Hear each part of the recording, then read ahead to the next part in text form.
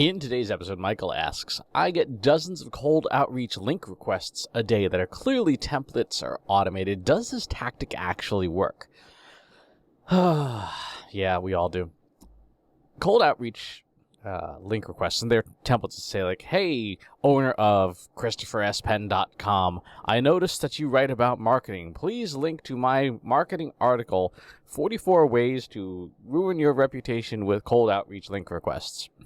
Right, if you have a blog, you've gotten at least one request like this. And the more popular your blog is, the more you get of these. I would imagine someone like Michael, his site gets millions of visitors a year, and of course, he's probably getting thousands of these a day. They work, sort of. They're most definitely not a best practice. They work in the same way that spam works.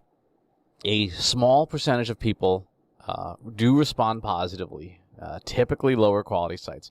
And the companies that do these, by and large, just shotgun blast these things everywhere. They'll send out a million emails. Or they'll use bots to spam comments on blogs.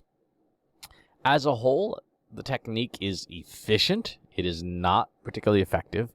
The links that you do earn from it are mediocre at best. Random WordPress bloggers and stuff on WordPress.com or Medium, or essentially people who don't know better than to take these link requests and put them exactly where they belong, which is in the bin. And it does the technique, and this is one of the reasons why you really shouldn't use it. The technique can cost your organization some reputation, the same way as spamming would. A lot of the companies that do this sort of thing outsource it. They outsource it to the lowest cost possibilities, whether it's full automation or inexpensive labor offshore. And it's almost never done well. There is a way to do link building well. Number one, make content people want to link to. That certainly helps. If you have original research or unique data of some kind, you can absolutely earn links the easy way, by creating stuff that is unbelievable.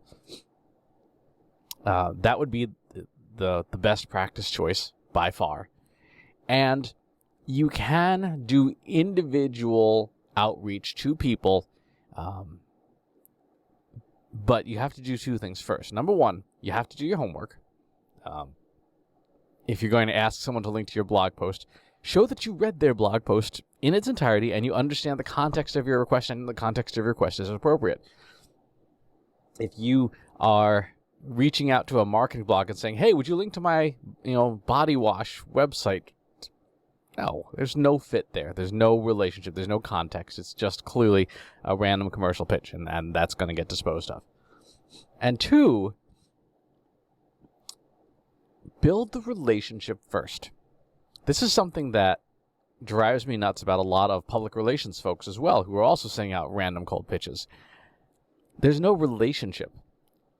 And if you don't invest the time, and the time is measured in months or years, if you don't invest the time in the relationship, then you're not going to get a good outcome. When someone who's a legitimate friend asks me, hey, can you share my thing? Generally speaking, I'm probably going to say yes, as long as the thing's worth sharing. I had somebody who reached out to me.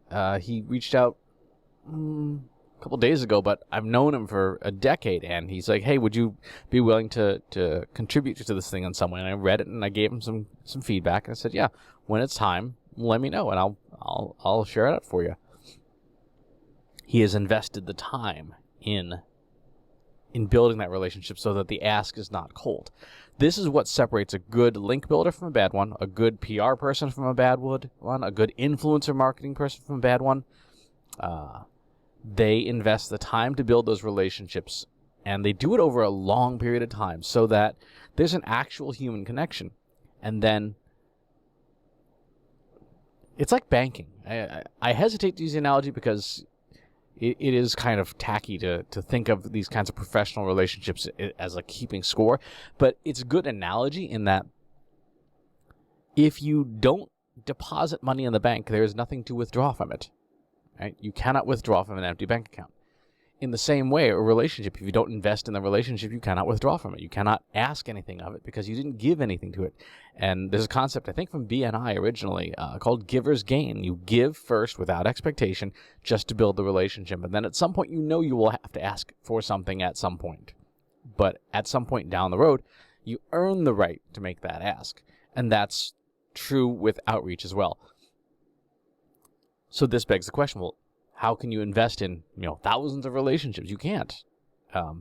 What you need to do is do some strong analytics to identify in the network of people who are in your space, in your vertical, in your industry.